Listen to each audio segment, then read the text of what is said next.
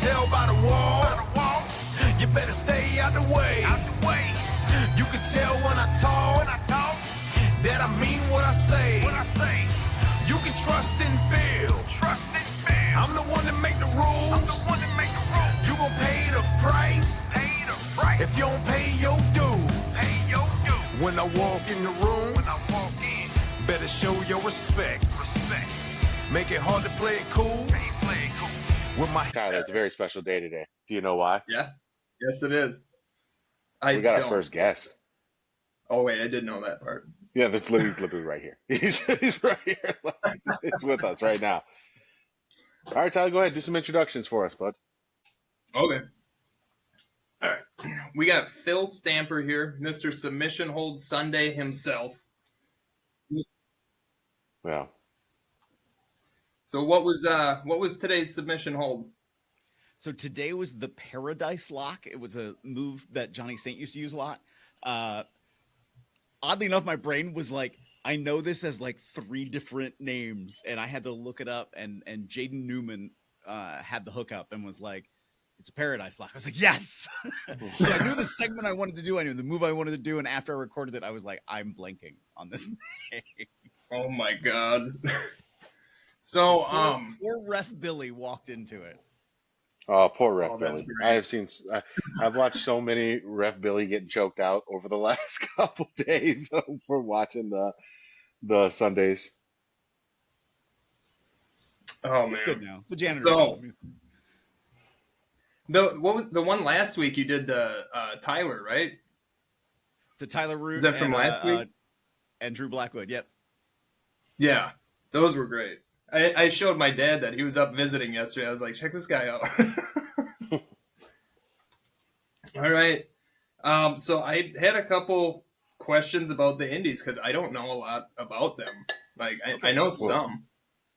Tyler, let's not get too far ahead of ourselves here really quick, but we gotta keep it original. You gotta open up your beer, guy. Oh yeah. It's time to talk shop. So Yeah, we'll crack into some questions. yeah. There we go. Cheers. Cheers. A very professional show we have. We're trying to get that beer sponsorship somewhere. So we might have to go to Mexico, but we're gonna get it. Yeah. So working on the indies and just talking to you for this last week, it sounds like your traveling is ridiculous. And it sounds like you're working for like 7 different promotions at a time. Yes. All of that, yes.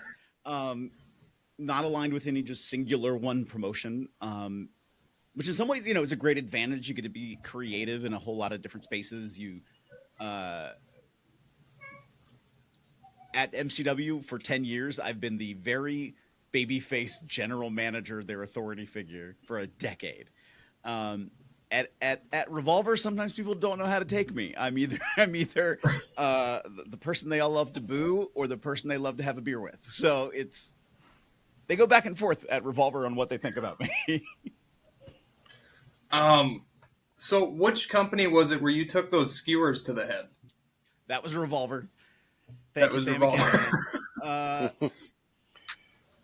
Yeah. That look is so pain level for that because. A visual, it's a 10. What is it on the pain scale for real? So, to define this though, just to give some context, like in a match, if it was to happen in a match, if I was actively wrestling, you have adrenaline, you're pumping, like so it sometimes dulls it.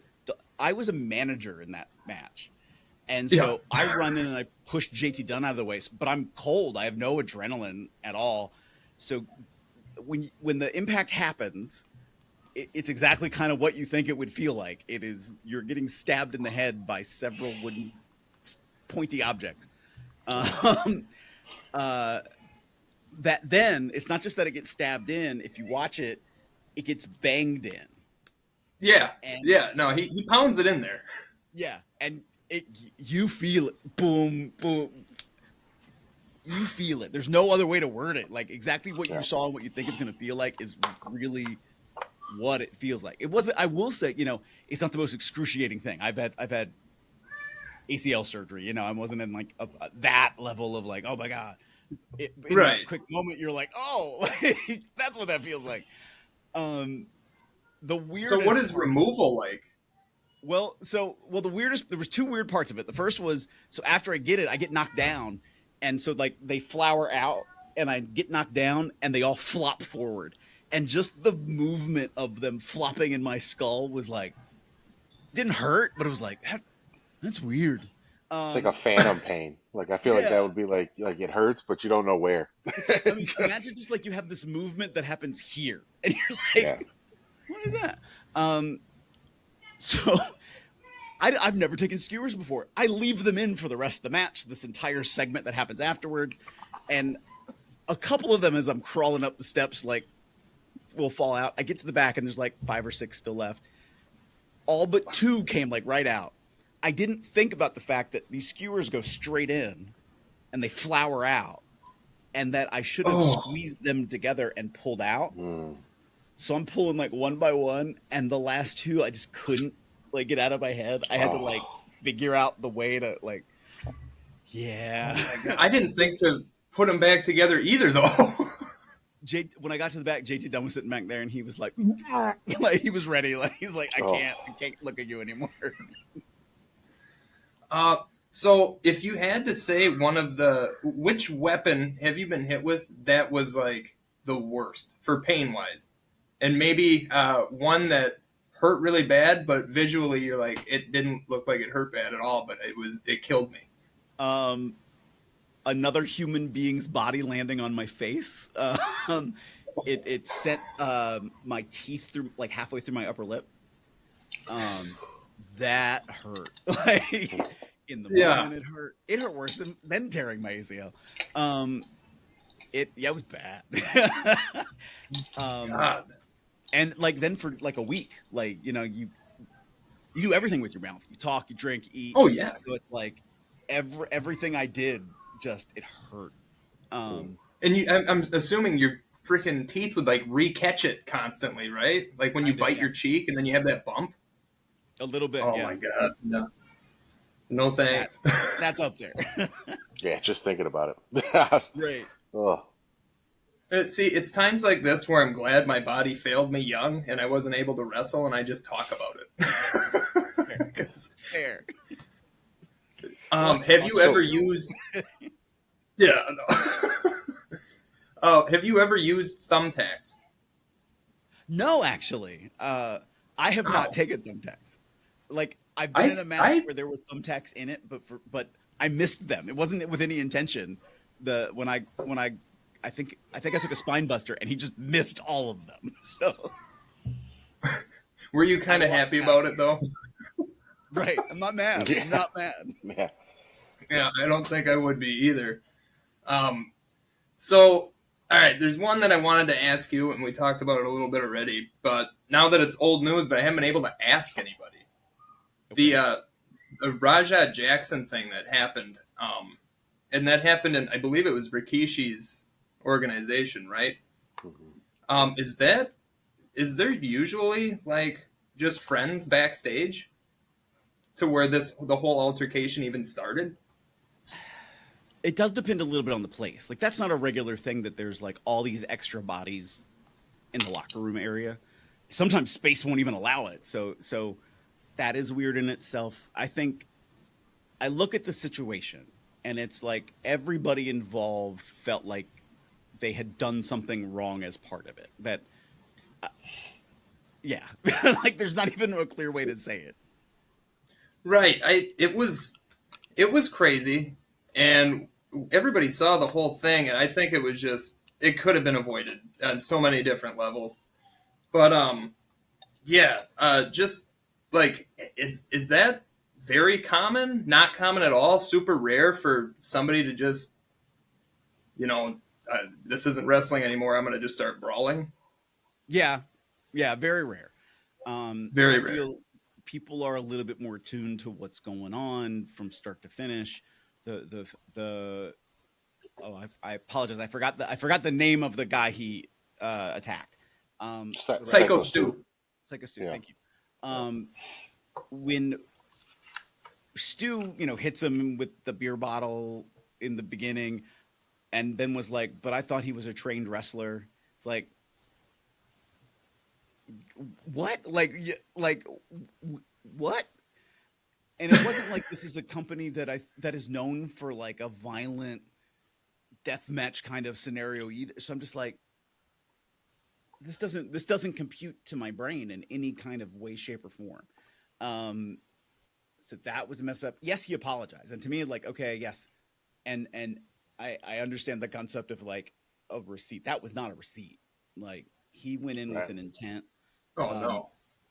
At what damned him was if you see the video of when he's cutting the video, sitting in the front row, talking about what he's going to do, Hmm. and premeditates and goes in and does what he said he was going to do, and just did so much damage. And it's like, this is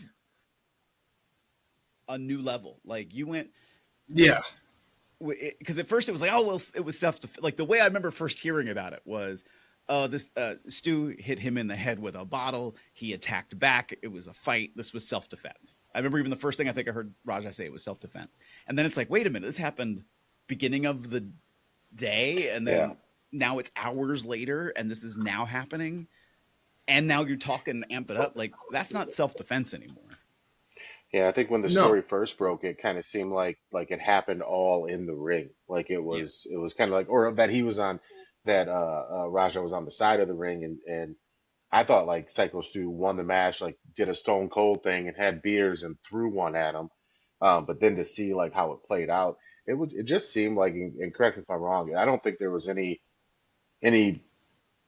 good actors in this situation. Like I think it just was bad from start to finish. And I don't mean like the people are bad, but like the whole scenario itself. It's one of those ones where you look back at it from a distance and you're like, oh man, I could see how that was going bad from the start. But like when you're in it, you don't really realize that it's going to get to where it got to. Yeah. Especially with Raja letting his, I think it was this chat group. The chat group that he had just was getting them all worked up and getting them going, and he just let them get in his head, and he made an absolutely horrible decision. So Right. yeah, Yeah. And like, Yeah. it's And Rikishi, you referenced before, it's Rikishi's company. And now because so much time has passed, I don't remember. I feel like Rikishi wasn't even there, but somebody else No, was he running wasn't. it. Right.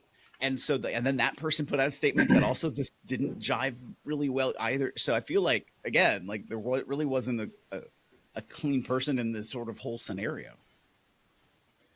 No, and thank God for Doug Malo too, just coming out and ripping Raja off. I mean, he took a nice hook to the face too and got busted open, just trying to break it up. But yeah, it was just crazy. I was just curious because I've never been backstage at a show before ever, and I'm like, does this happen more than I think? And it's just they were lucky to have a camera this time. Right. I'm not gonna lie.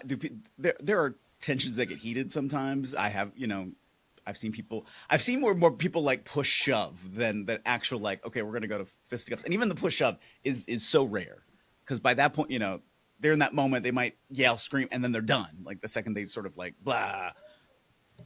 To get to that level is insanity. Like that's Yeah. a whole other level. Yeah. you And gotta like figure most I've people. heard. Well, go ahead, No, go ahead, Go ahead. Rankins. Well, I was just gonna say most I people you got to figure in that scenario are there for the love of the game. You know what I mean? So they're not gonna be in there acting crazy, and I mean they understand the business. So if you're touring around doing shows in that environment, you're not doing it for the paycheck. You're doing it because you love it and the exposure of it. So Mhm.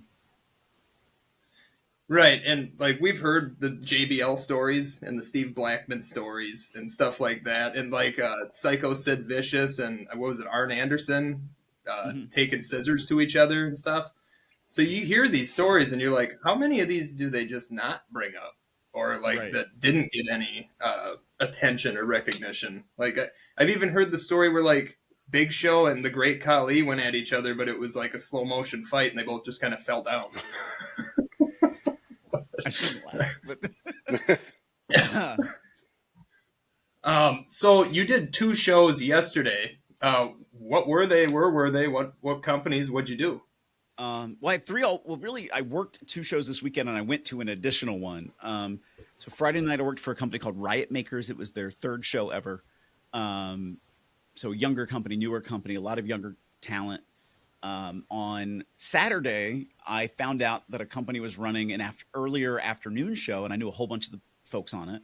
So I went to that one. It was called WDWA, World Domination Wrestling Alliance. So went out and checked them out, and about half that roster was on the evening show I was on, MCW Pro Wrestling. And MCW typically runs out of Maryland and has their own home event center in Joppa, Maryland, just northeast of Baltimore. And they ran for the first time at the Ranson Civic Center in West Virginia. So new territory for them, new spot for them, great crowd. I'm trying to we had Matt Riddle on the event. So really strong event and just great reaction.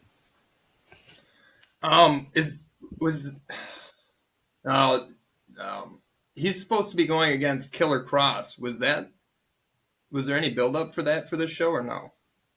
No, or I think who was real? Other companies, there wasn't like a collaborative build up. See, that way. That's another question I have is like, do rivalries ever continue on to other organizations and stuff? Or is it sometimes they do? It just depends on the association. Right as of right now, this moment, I don't think MCW's talked with Cross about coming in. I could be wrong, but I don't think they have. Because that's the one company right now I could see, or Cross coming over to Revolver. That didn't come up in the conversation. Okay. But sometimes it does. Sometimes, especially if you're in a particular like geographic area on independent wrestling, they might carry over here or there because you're working with sort of some of the same fan base, and so you might carry over some of the same style or personalities or storylines you see. Right, like Matt Cardona and Shotzi just did that. I think it was like best of 3, and I think that was in multiple organizations, if I'm right. But it's hard for me to keep up because Cardona's literally working probably 9 shows at one time right now. He's freaking everywhere. Right, he's a workhorse. So, being an independent wrestler, you don't really have contracts, right? It's just this show. I'll sign for. Do you sign for multiple appearances or just one and done? Even when you say sign, like there's often not a paper contract of any type. A lot of it's like handshake agreement, verbal conversation, or written in a Facebook Messenger.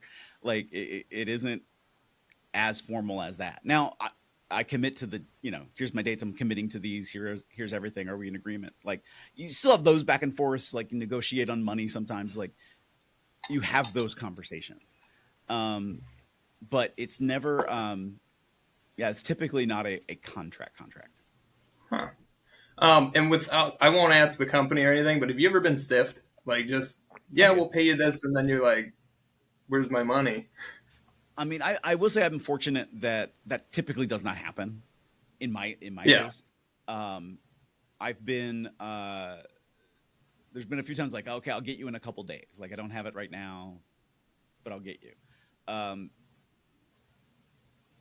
My brain is like, when was the last time I got like somebody totally like absolutely skipped out on pay? And I think that's a good thing that you can't think of it. Right. This is so old now. When NWA used to have regional affiliates, I worked for one, and before the event ended, the owner was gone. It's like, what do you mean he's gone? And it was like, he took somebody to the hospital. I'm like, oh, okay. And didn't get that pay. And then I worked another event for him, and literally the same thing happened. Like about semi-main event, he vanishes. And then I heard him say at intermission, and he had said this before at the previous show, that attendance of the crowd was down because there was a high school football game, except it was spring. Like there wouldn't have been a high school football game. So it was like, yeah, I'm good. Like I don't need to work for this person. See, because I didn't think it would happen very often. Or like, you get stiffed one time, you're like, I'm not going to work for him ever again. And then I'm sure word spreads throughout the boys and everything don't work for him. Right. But I was curious because it seems like everybody usually has a pretty good story on being stiffed or hunting someone down to get paid. I've watched enough shoot interviews to hear some boys talking about grabbing people and making sure they got their money. Yeah. My favorite attempt to bully me into not getting paid was there was this weekend I was on events in like Pennsylvania, New Jersey, and the event. My brain is saying it was like the event in the middle, and maybe I'm wrong, but I already knew I was up there. It was sort of like the last of the events I had taken, so it was like, oh, instead of like going all the way home to come all the way back, I'll have like these sort of 3 events back to back, and I have learned the visual cue of when the promoter's in a room with a couple of guys and there's a line out the door and the promoter needs to have individual conversations with each of us. I'm like, okay, I feel like this is going to be the am I getting paid conversation. And I had taken a really low deal because I was like, I'm already here. Like, you know, I'm already going to be in the area. And for that particular show, I didn't wrestle on. I did commentary, and then he had forgotten to book a ring announcer, and so I got asked if I would also ring announce. I think I also ran the music. Like, it was something crazy, the amount of things I was doing on this show. And I get go into this back room, and he's like, "Hey, man, listen, you know, attendance was really light." And again, I came way down on my price. Like, not even like, I don't even know why I even did it. And he's like, "You're more expensive than the car I brought up from Florida." And I was like, "Well, I'm glad I worked a better deal than them." And like, I mean, I think I got like a single, like a bill, like, like I don't think I got like a handful of cash or a big my envelope. God. And you I pretty think, much kept the show running. right. And I think he respected the fact that at least I was like, well, we had a deal, and he helped to, you know, it's like, well, okay, here you go. But I kind of knew from that and the way the event ran, I was like, I don't want to come back up here. And so I never worked that event again. I think that like our main man Big Ben Bishop. I don't know if you've ever seen like his TikToks and things. Oh When yeah. he talks about this stuff, it cracks me up because I mean he just does it in a way that you're like, oh man, I could see that exact same conversation happening, you know, with people all over the place. Yeah.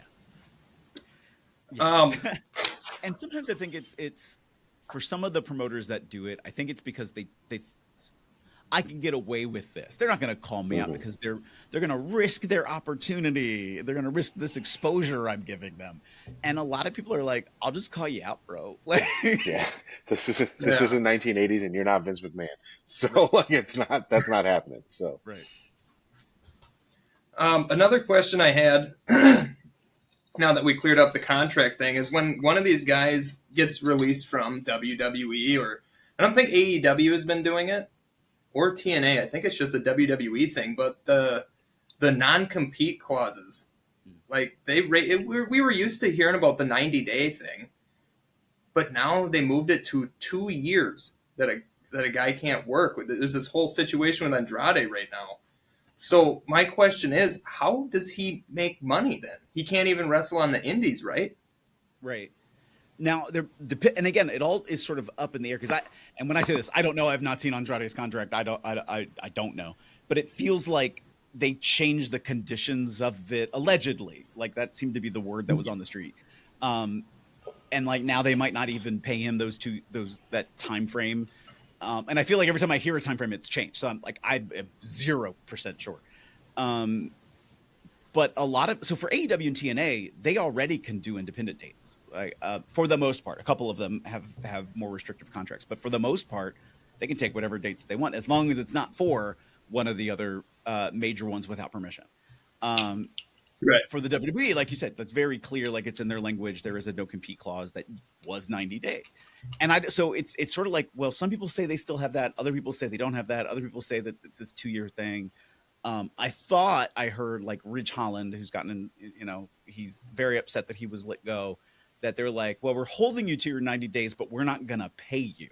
And I'm like, well, that violates the terms of the contract. And is that just a matter of, well, now you would have to take them to court for either the money or whatever. And now they're just hoping that you won't take them to court. Like, is that what it is? And honestly, I don't know that answer, but it seems weird. Speaking of Ridge Holland, I have this I have this written down, and it's just from stuff that I've gathered about the Ridge Holland, because that was going to be the next guy I brought up after Andrade. But it says Rich Holland responded with "I wish" to Grock's claim that he made at least $2 million in total WWE base pay from 2018 to 2025 prior to his termination, and allegedly he was made an example of by higher ups in WWE for bad-mouthing the company on X when he was told they won't be renewing his contract. People in WWE allegedly told Dave Meltzer that Ridge Holland should have expected that his contract wouldn't be renewed because they were going to cut him last year if he didn't take a pay cut. So one hadn't heard the pay cut stuff before, and Dave Meltzer, anything that is said out of that man's mouth, I take with like what do they call the deer thing with the salt? Like, is that a deer block? I would just say a black Salt tea lick? worth of salt would be just fine. Salt lick, lick, yeah. yeah. Salt lick, yeah. That's the size of the grain of salt. You fit in well here, Phil. You fit in real well Dave here. Meltzer has been a running joke on this show for 47 episodes now. Yeah. We all get to use one swear word, and we use it for Dave generally every episode. This is pretty much it. Yeah. So. And just it's either like some wild stuff that you're like, no way. Did he just come up with this, throw it against the wall, and go, I wonder if this will stick? Or he'll say the most obvious thing that everybody already figured out. Like he came up with it first. It's just he's hilarious. He cracks me up. I mean, he's been around wrestling for a long time and following it in a way that, to track it. It makes sense that a lot of things he says are then come to pass because he's knowledgeable. He's watching the product. We could do that, like, and so like, and yes, I think because of his online presence, there were people feeding him stuff. I also think there are people probably feeding him BS, and then there's times I think he just makes it up. Makes it up. Yeah. He lets Brian Alvarez do that now. Yeah, Alvarez. Too. Most guys. He lets Alvarez make the stuff up. Oh, they kill me. So I don't know, how much do you watch the WWE, or do you not keep up with it at all? I keep up or with AEW or TNA for that matter. For me, all of it a little like light touches, just more because of so I have an office job on top of wrestling, and in my office job I normally miss it. Or I'm working on other stuff for wrestling that I miss wrestling for. Like sometimes I'll even have it on and I won't be watching just because I'm focused on other stuff. I get that, dude. I got 2 kids and I have the show on and I'll miss half of it and I won't even leave the couch. It's just name of the game with that. I think Rankins too. We're lucky enough that Rankins works till what, 5? Most times, yeah.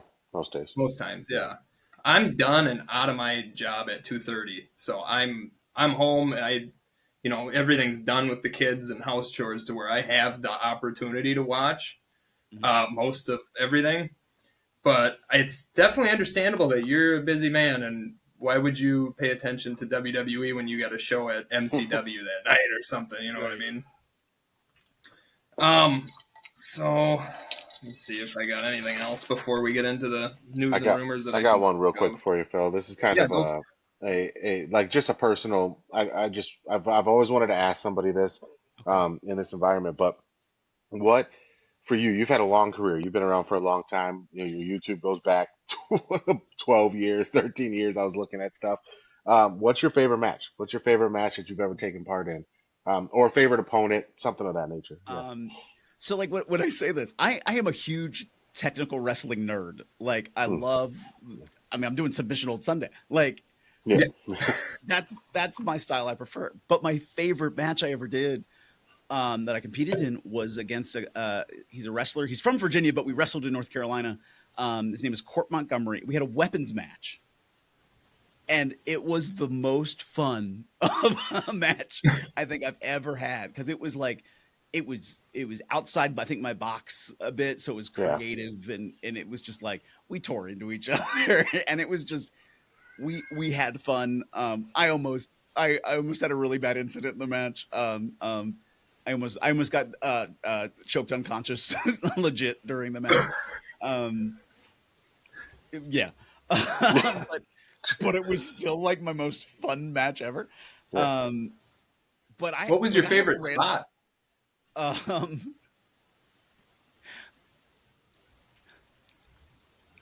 I'm outside on the floor. He is in the ring and he's about to dive between the second and top ropes, and I have a stop sign, so he comes through and I just whap him.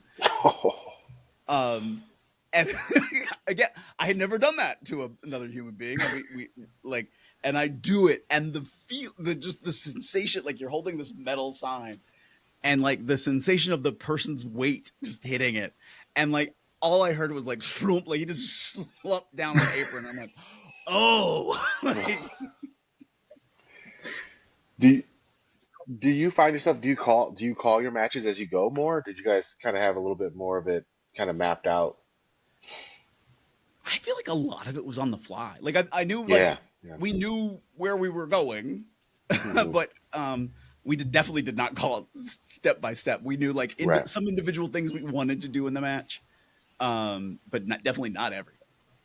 That's awesome. I Is that figured like the fun stuff has to be that way. I almost feel like you have to be able to let it be creative and fun and spontaneous to make it as memorable as it probably was for you. Mm-hmm. is that more common on the indies? Do guys, would they rather call it in the ring? Because you hear guys like Macho Man Randy Savage that had every footstep in the match that he had written down, and we're doing it this way. This is how it's done. I'm going to say more people are not. There are people who are definitely really talented at that, and there are people who are really not. And so even the people who can call it in the ring are sometimes a little bit more like, okay, let's work together a little bit. Even when it's a teaching moment, like, okay, we have to have a little bit of an understanding to a degree. And I will say it's weird, and I'm not gonna lie, I heard some of these conversations this weekend about like, we're gonna call it out there because they need to learn how to do this, and it's the way it's done. And I'm like, if it's the way it's done, then why does the WWE have a ring that's set up all week of WrestleMania so everybody can go over their matches? Like, Yeah, come on, it's true. Like, why does Ric Flair call everything? Why did Macho Man have a notebook of everything? Like, let's get with it. Yeah. At the same time, it's not wrong to do it that way. And I think a lot of younger talent would benefit from learning that, because if something goes wrong in a match, or something goes different in a match, something has to change. Somebody gets hurt, but not. You get hurt, but not hurt enough where like the match is going to stop. Like, okay, we have to reconfigure what we're going to do now. Part of my brain is like, I don't even want to mention the names of these people, but I remember, You're good.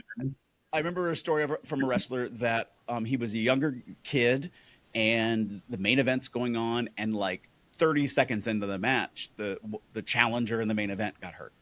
And so the promoter runs to the back like, oh my God, we need somebody.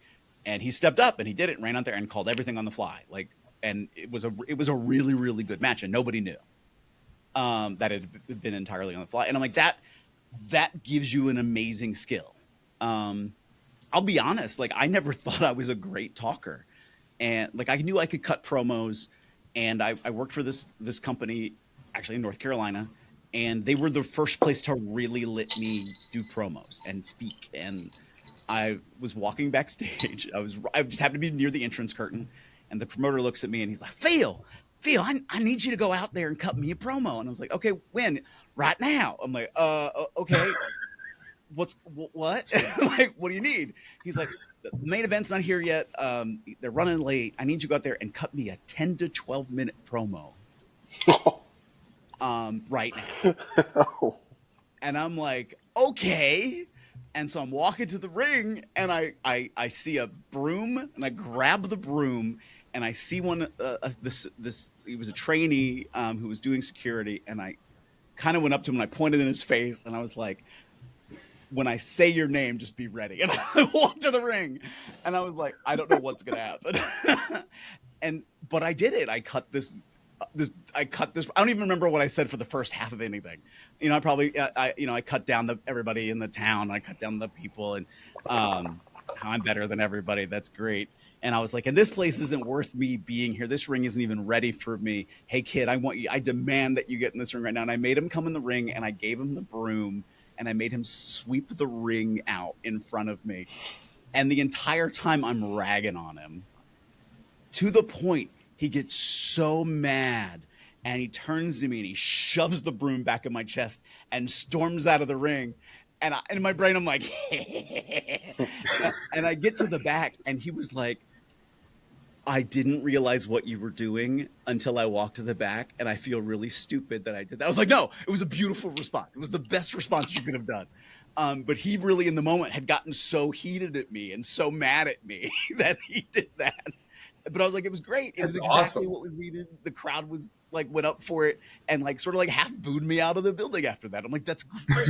Now when I come back later, they're going to hate me even more. And if we happen to glance at each other, they're going to be like, they're going to want you to kick my butt. And you're a trainee security guard.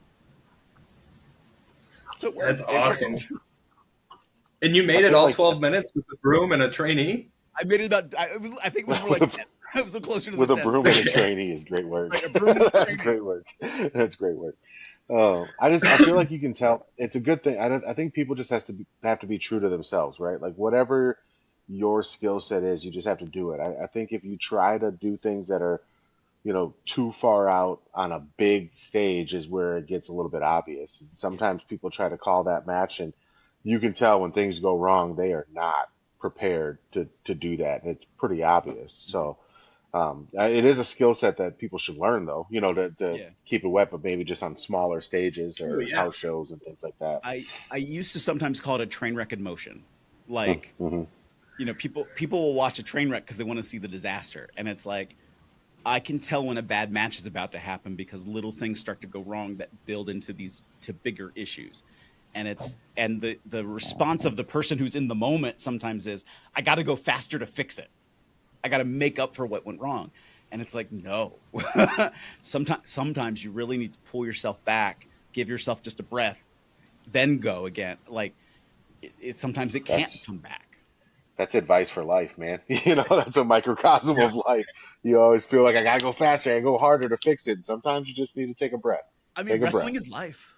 It is. It is microcosm Definitely. of life, man. Before we go forward, I do this every episode. I haven't done this yet. 47. I wear a different shirt every show, and I still have not worn the same shirt. I got Matt Cardona and Brian Myers and Swoggle on here.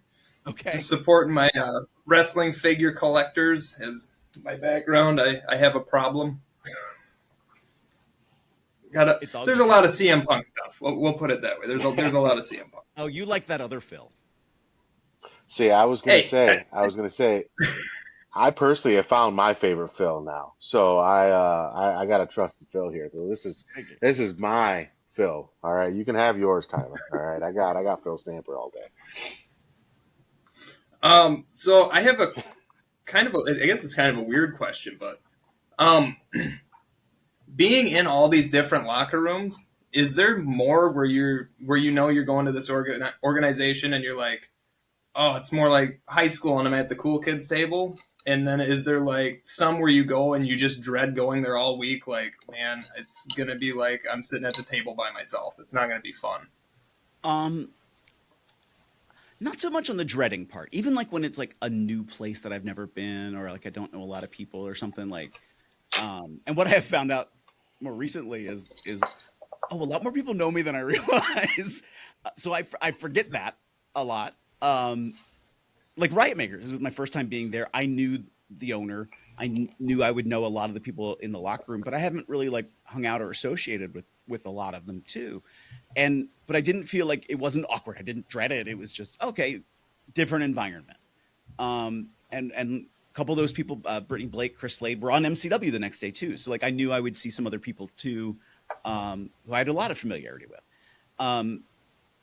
It depends. Yeah, it does depend a little bit on the place, but I'll say never dread. There are places where like Revolver, I know everybody. MCW, I know everybody. Real Shoot Wrestling, I know everybody. So but it's different kinds of knowing. Like it's different kinds of environment and fitting into those spaces.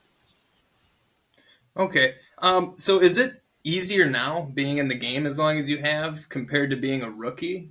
Because maybe in my mind I'm thinking or maybe I'm just speaking how I think I would feel is going to all these companies for the first time. It'd feel like your first day at a new school. There is a little bit of that. There is that feeling of like, oh, what's going to happen? Am I going to fit in? Like, um, Yeah. more often than not, I feel like there's always at least one person I know. Um, the probably the last one I took like a big swing at, like I went to a place I hadn't been. I went to Oklahoma for an event, and I was like, I know 2 people there, and then I got there and I was like, oh, I know like 8 people here, like, and so that helped to expand it a little bit more. Um, so that has helped me too, like because of that time in. I will say as a younger guy in the business, there was probably a little bit more like, I wonder what this is going to be like. Um, but again, never dread, because I think even when I had any feeling of like, oh, is this going to be a good day? Is it not going to be a good day? Like when I was having that doubt, it's like you have to push through it. You kind of have to keep going. Like it's going to be a positive experience. You have to put that best foot forward, or you're gonna like you might ruin it accidentally for yourself. Yeah. No, that makes actually a lot more sense than I thought. So I feel justified in thinking it would feel like the first day at school a little Mhm. bit. Or Um, there are times when it's like when it is a new place. Sometimes where I have that moment of like, okay, I'm gonna cut a promo. It's like, okay, are they gonna get over it? Like, is this crowd gonna get over it? Are the locker room gonna be happy with me? Like, where I might have that feeling, but at the same time, you have to push through it. have there in just for you because obviously it's happened, but with you being there, has anybody ever been like just straight up fired like before like they're scheduled for a match and before their match even happens, they're like, dude, just get like you have too much heat with everybody here, just leave or for whatever Um, reason. I do know. Yes, it has, but now my brain's like I can't honestly not remember who it was, but I know that has happened. But I feel like it has come more of maybe not even so much a direct like you have too much heat, you got to go. More Yeah. like, hey, let's talk. Something's happened, and between in that conversation, there's been a decision that they're not going to come, whether that person's made it or the other person's made it. I've seen people get fired after their matches, um, which is never fun and is super uncomfortable to be near. Oh yeah. Um, and some promoters do that better than others. Yeah, I don't. My brain was like, I'm not gonna say the names that were coming to my brain. Yeah, no, But no, no. That we don't want you to get heat with anybody. Don't say any names unless it's good stuff. I I will say I did extra work somewhere, and I watched first. I watched this promoter remount somebody, and this was a televised wrestling company, and I saw them get reamed out, and I was like, okay. And then I saw him fire somebody in the most awkward, like we're all looking at each other, like, is this really happening in front of us? Because and the person, to their credit, who I thought would break down, I just wanted to say thank you for this opportunity. I'm really appreciative of the fact. And if you need me again, I hope you would consider me. And it was like, oh, like, like he Wow. really took it super well. And I'm like, I don't know if I would have taken it that well in that moment. No, dude, I don't think so. The closest thing I have is like at my job that I work at.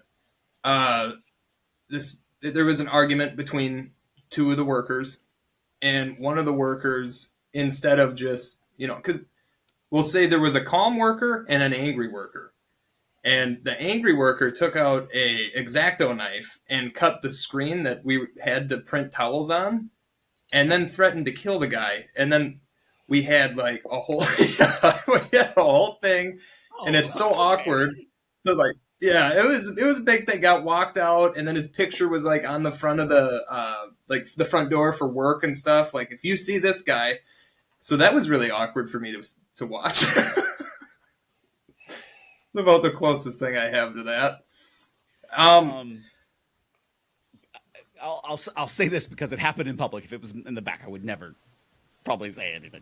But the show I was at on Saturday, the one I was not on but went to just to go watch, there was somebody in the crowd who got really angry at one of the wrestlers and went at him. Tried to go at him, I should say, and got stopped. Tried to go at him again, to the point like he was within like inches, and I was like, I remember, and I was standing up before I knew I was standing up because I was just like, I see it coming, and I had made like 3 steps, and then he got cut off by another fan actually, and then like security was like then 2 seconds later, like you just saw it, and then his wife tried to get involved, and then she got halfway to this wrestler and then realized everybody was watching her, and she turned to a different direction, and it was like, what is happening? And then Oh my God. everything that sort of precipitated it. Somebody actually today sent me the footage of what sort of sparked it all, and it was like, it was nothing. It was nothing. And the guy was like, oh, he threw something at my daughter. He didn't. And so like that's what started it. Really? So yeah, do you think he was already mad about something else and then used that he threw something at my daughter to kind of justify losing it over something minuscule? From that locker room was he has tried to go after other people before, and it's just his personality. Like, oh, and he's still allowed to come. Okay, cool.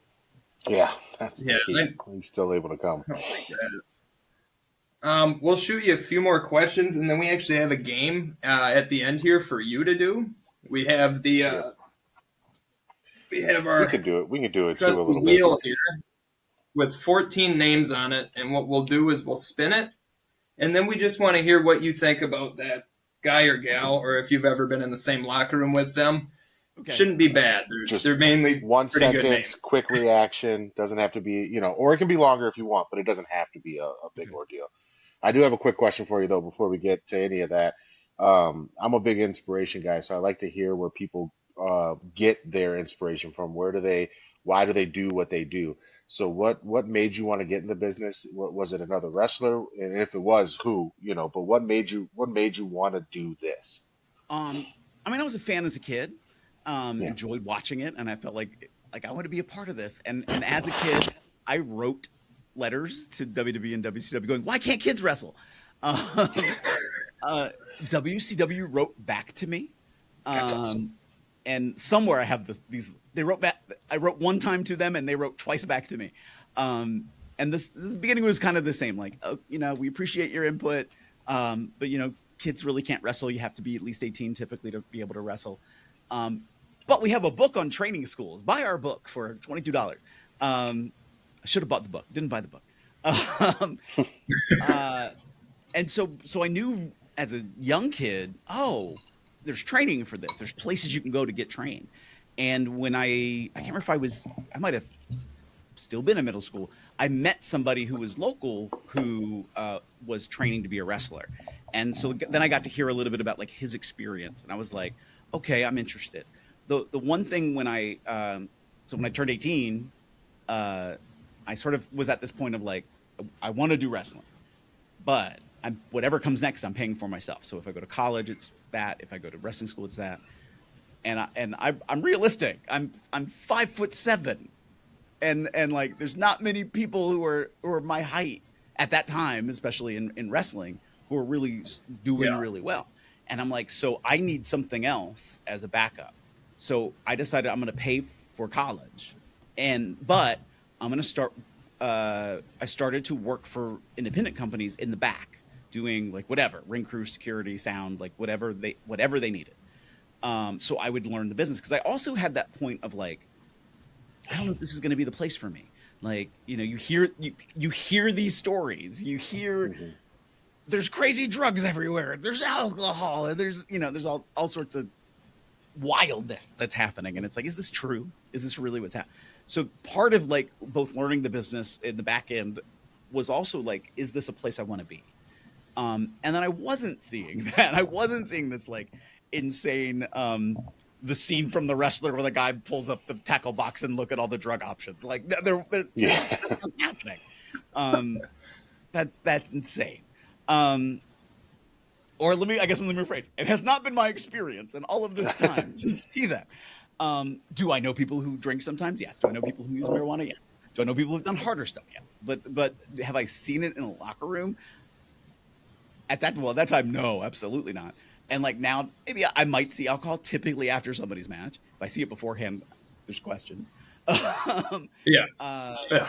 I know people who smoke up, but typically they're more often than not, like 99% of the time, they're respectful enough not to do it anywhere near the locker room. Same kind of thing until maybe after their match. So it was like, okay, I'm clear of that. So randomly enough, my weird origin story also then to go get trained was I was at college. I had transferred from a community college to a 4-year school. And about that time, I had been going through some gastrointestinal issues, and a doctor misdiagnosed me with a precancerous condition. And in my brain, I was like, well, it's now or never. And like a month and some change into training, found out the doctor was wrong. And it was like, okay, well, now I have figured out how to make all of this worth both in time and money to be able to go to training and be in school. And it's like, okay, great. And it just kind of happened that way. I think that was like the big push for me to finally go.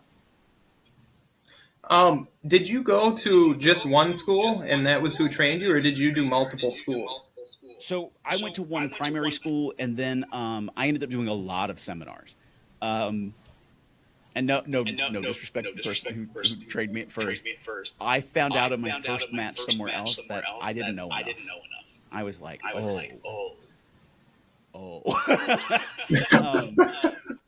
I just remember, and I was fortunate enough that I knew the person I was wrestling. We had met, I think we met online. Like we met on maybe even MySpace in the day. And because of that, like it was an easier, like I recognized it right away. And as we talked, I was like, I see it. So, and he was more helpful than he could have been about like, this is the path you need to go a little bit more. And so I started to like take any seminar I could take. I learned a lot on the road. Like I had to reformat my brain a little bit from some of the things I learned. Not that everything I learned was wrong, but it was like the structure was wrong. Okay, I got to do this differently. I got to learn better, and I got to learn from better people. And that's sort of how it transitioned for me. More because where I was at the time, there wasn't, right. I feel bad for saying it this way, but like, I feel like I can turn over a rock and there's a school now. And there wasn't that. I went to college at Frostburg State University in Western Maryland. I would drive to Baltimore to go get training, which is about 2 hours away. The next nearest training was 2 hours to the north in Pittsburgh. So it's like there wasn't a lot of options for places. And the place I drove to 2 hours to in Pittsburgh, I showed up twice for training and nobody else did. And it's like, even the trainer didn't show up. So I'm like, well, this is a waste of time. And so I didn't have the Undertaker experience where the trainer took my money and ran. They just didn't show up. Oh my God. And so, and I didn't know, it was funny because I had been around the business, but I hadn't been in a ring in that way. And so I went to training not knowing, okay, there's these holes that I don't know about. And so getting those seminars and seeing other perspectives too really opened up my eyes and really, really helped me. Okay. Yeah, I think that's the story people need to hear. That's the one that I don't think people really quite understand in the business, that it's not all like, it's not just I was a huge Hulk Hogan fan and it's been my dream my whole life to do this, and ever since the day I left high school, this is what I was going to do, kind of thing.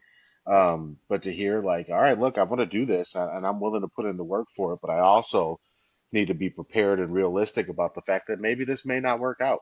So I think that's a great story. Thanks for telling it. Absolutely. No and like I know people who've done multiple tours of Japan who live on their best friend's couch.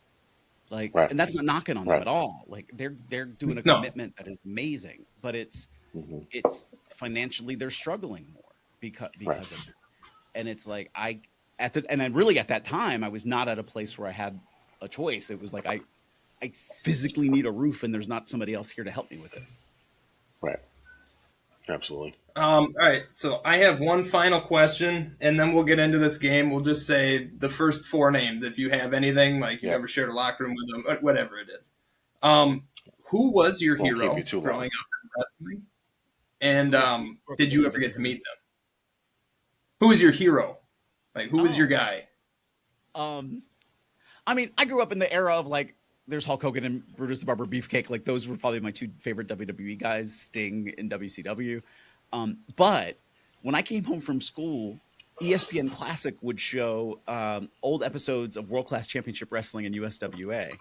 And Eric Embry was, I just remember him so solidly in my brain as like one of the first wrestlers that I felt like he's like he was the everyman kind of guy.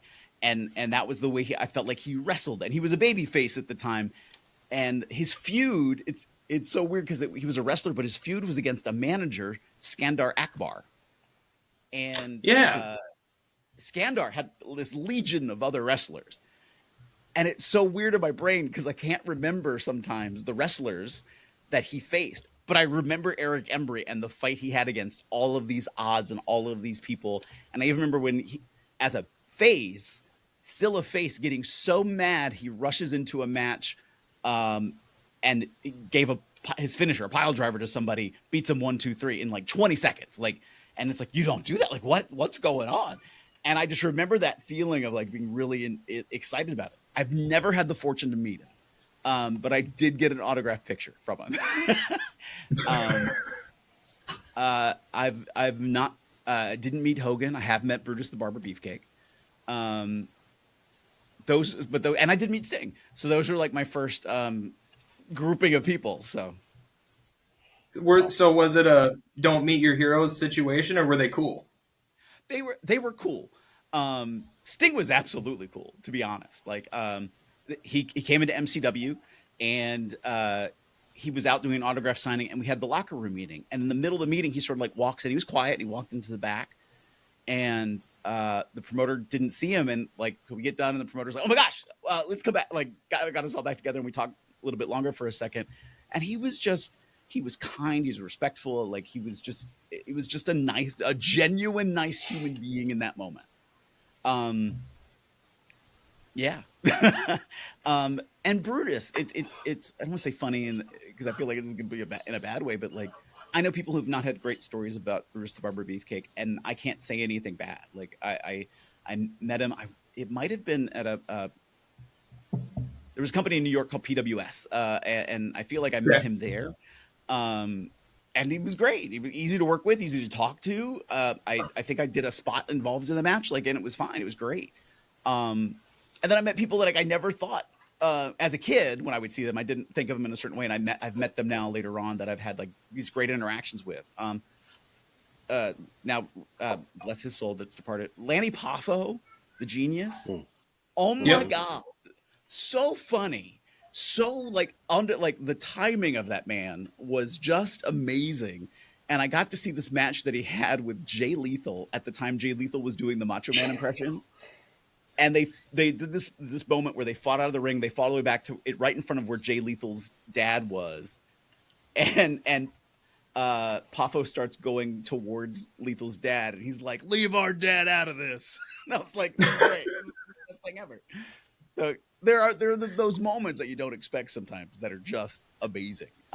There are some people here and there that I'm like, yeah, don't meet your heroes. Like, that happens. Yeah, because they're human, they're people, and like you put them on this like big pedestal, and sometimes they're like, this is what they look like, and it's like, that's not what's happening.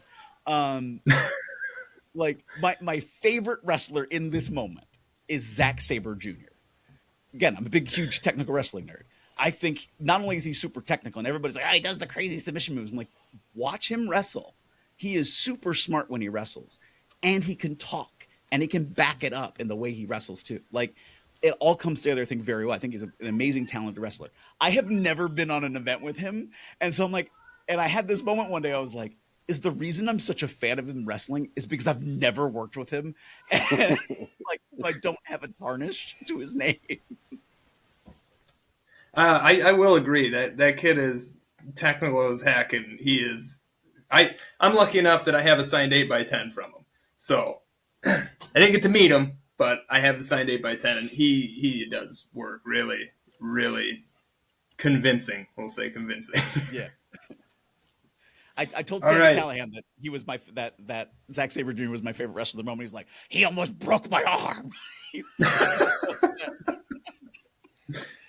Man, Sammy Callahan feels like one of the dudes that I feel like I would want to meet. He just seems so cool.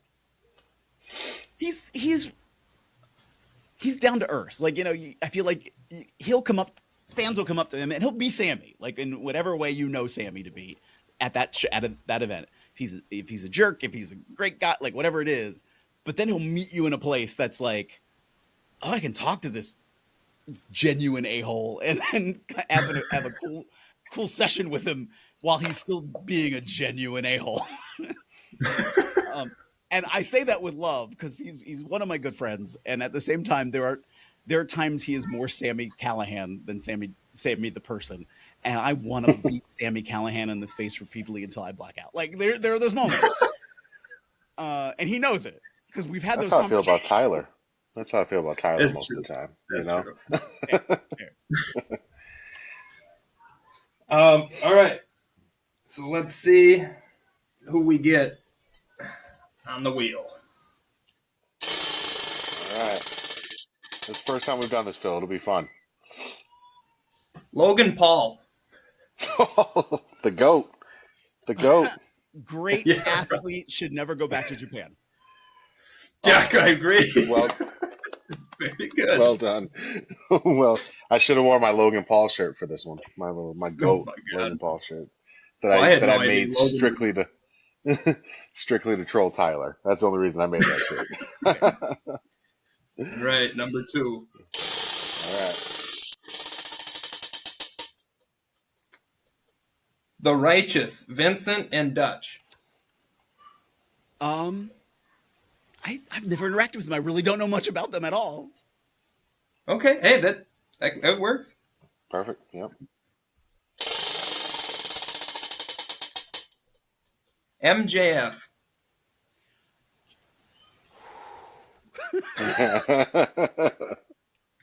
I've known MJF since probably he was like 6 or 8 months in wrestling, and I feel like I'm gonna blow a spot if I say this. This was probably maybe 2 years ago. He was at a fan signing that MCW had coordinated, and I had shown up for the MCW event, and was getting ready for the event.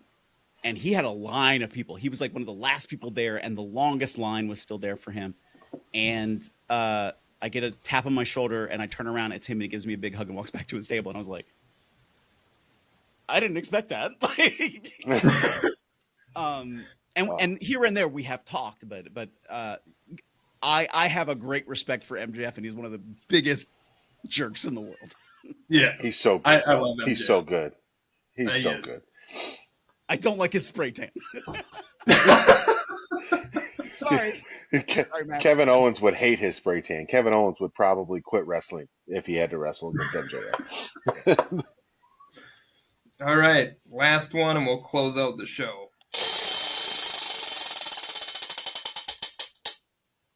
Killer Cross. Oh, Man. So I met Killer Cross at Revolver. I managed a stable we were in together. He was amazing to work with. He was super creative. He's super talented. He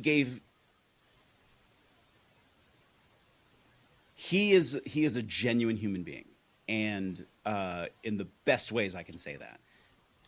He reached out. He was signed to WWE, and something happened, and I put on. So I did a vague post. I hate vague posting, and I vague posted about just like something happened with a family member, and I was like, if you have something about a family member, come to me before you go to them. And he reached out. Was like, is everything okay? I was like, that meant like the world to me.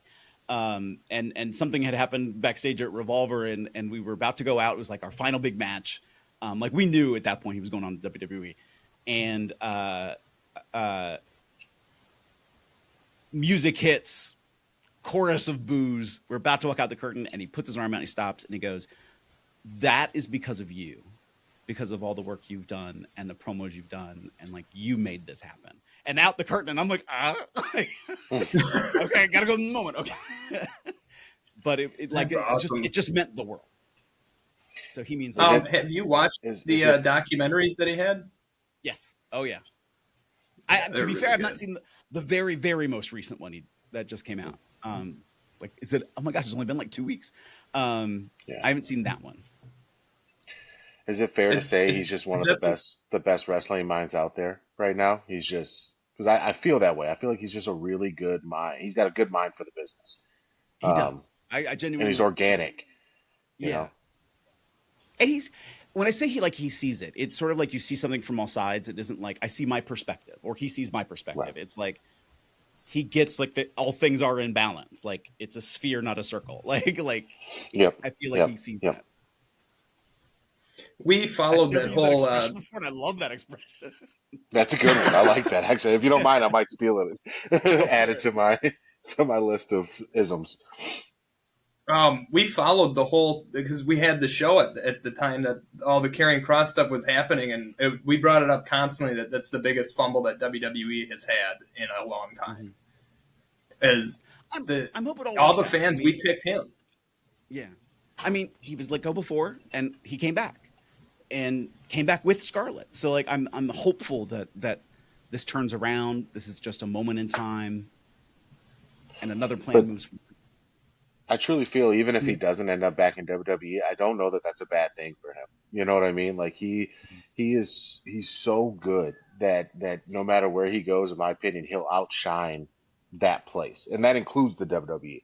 I think that at times he outshined what they needed him to do, and because he's just so good. He's so good at getting into those cracks and finding ways that other people aren't doing things and presenting that to the crowd and to the fan base. WWE is a machine, and people say that with a negative connotation. I don't. I like it. Like it is a organization that runs and has ran very efficiently for a long time. That doesn't always mean they get it right, and things happen. Nobody can beat them in production. Like they are absolutely like the best in wrestling and a lot of other forms of entertainment when it comes to the production of their product. I'm like, I want this to be right. I feel like, that this will come back and like, okay. I look at CM Punk as an example of that. Like, this will never happen. I'll never be back. Oh, they've too many bridges, too many fires, too many whatever. Look at all this bad press. Now he's back. Yeah. Right. And Yeah. so Champion. right. Things can change. And time can heal wounds too. And I'm not there on the ground. I don't know what's happening on the WWE side. And I purposefully like in the Cross situation with other people who've had other contract issues go on. I'm like, if they want to tell me what's happening, that's great. I don't push it. Like I'm their friend first. And so whatever they want to disclose to me is what they disclose. So like, I don't come with any knowledge of like, this is what Cross told me secretly. Like I don't have that. Yeah, no. But it's like, I feel like I think there's more room to work. And so I'm waiting to see what happens next. Whatever he does next is going to be great. I just know it. He's good. He seems like a genuinely good person, and that just radiates from him and everything he does. So he is a genuinely good person who will break you. Yeah, absolutely. I Absolutely. don't want to be like, oh, he's like Mr. Peace and Love, like handing out No. flowers. Which I also think Well, we've all seen those baseball bat videos. Right. Yeah. Right. That's not. Breaking a baseball bat in a leg lock. Like, Well, I want to thank you so much, Phil, for taking time out of your extremely busy schedule for being on the show. Before we head out, do you want to promote where you're going to be next? So MCW Pro Wrestling returns this coming Saturday in Joppa, Maryland. You can check them out at mcwprowrestling.com. And then on the 21st, Revolver has a joint event with Arrival Wrestling out in New Jersey, in Newark, New Jersey. So Full Gear Weekend is happening. We're on Friday night, so you won't miss Full Gear. And then on that Saturday night, Pro Wrestling Unplugged is back at their new location at the Pro Wrestling Star Academy in Mount Holly, New Jersey, for their Pro Wrestling Unplugged used to be a big promotion that ran out of the ECW Arena 15 years ago. Had closed and now has just reopened. This is their third event as Pro Wrestling Unplugged, and they've already maxed capacity out their venue. So, like, I'm really looking forward for what they generate next. That's awesome. And where can the people follow you on the socials? So you can follow on all social media platforms at Trust in Phil. So Instagram, X, Facebook, YouTube, Twitch, TikTok. I think that's all of them. You can follow me there at Trust in Phil. The best Phil in the business. There you go. I'll say it. Yeah, best Phil in the business. Yes. Hey, yes. Converted another one. You get a shirt. so listen, Phil, if you got a couple minutes, one thing that we do is we take fan suggested shots, and we got a big one this week. So Big Ben Bishop actually suggested our shot for this week. On Twitter, X, whatever you want to call it, he said that his favorite shot was Casamigos. So I'm going to say tequila because I couldn't get Casamigos, so I got the Terramana for Mr. Dwayne The Rock Johnson, and a good old Mexican brew, he said. So I just want to send this one out to Big Ben Bishop for that suggestion. Thank you, Ben. All right. Oh boy, enjoy that one, buddy. Yeah, I'm good. that was rough. I'm living vicariously right now. Tyler had to do tequila last, so I had to do it this time, and I am not a fan. Yeah. Oh, So I don't handle it well. tequila. I have no problem with tequila. I don't oh, know I'm why. a whiskey guy through and through. Yeah, I like a good for bourbon. sure. Oh yeah. Well, everybody, you know our socials. Kayfabe Marks at what is it? Gmail, right? No, myyahoo.com. No. We're my Yahoo. Yep. My Yahoo. Yeah. Kayfabe.marks on TikTok. Kayfabe Marks Pod on X, and then you can follow me at Kayfabe Mark Tyler and Rankins at Kayfabe Mark Adam on X. All right. Like we say every week, guys, we love you. We care about you. If you're going through something, reach out to the people that are close to you. This is a big mental health month for men. It's health month for men. So I'm speaking directly to you, my gentlemen out there. Take care of yourselves, right? Make sure that you get checked where you need to get checked. Make sure that you hug the people you need to hug. And if you need a hug, make sure you go get one. So we love you. We care about you. And we'll see you next week.